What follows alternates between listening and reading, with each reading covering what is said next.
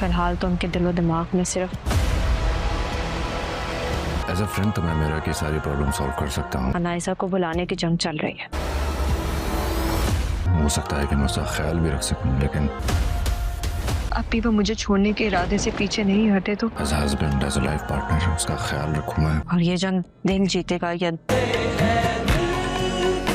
इस बात की तवक्को आप मुझसे प्लीज मत रखिएगा। दिमागबाजी ले जाएगा, कुछ पता नहीं। ये मुझे गवारा नहीं।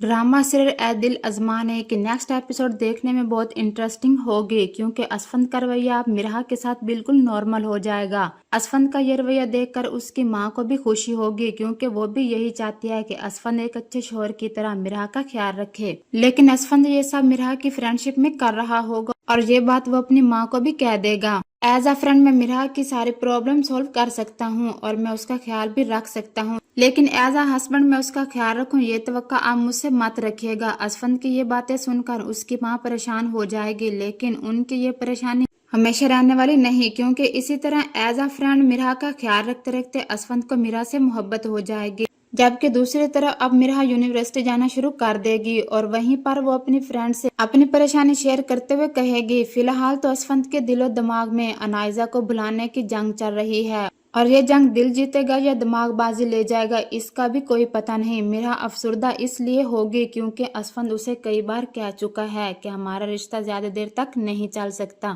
मिराह बहुत ज्यादा डिस्टर्ब होगी कि एक तरफ तो असफंद उसका बहुत ख्याल रख रहा है, उसकी तबीयत खराब होने पर फूलों का गुलदस्ता देना, यूनिवर्सिटी से पिक करना और फिर बाहर घूमने जाना, जबकि दूसरी तरफ वो उसे छोड़ने की बात भी करता है।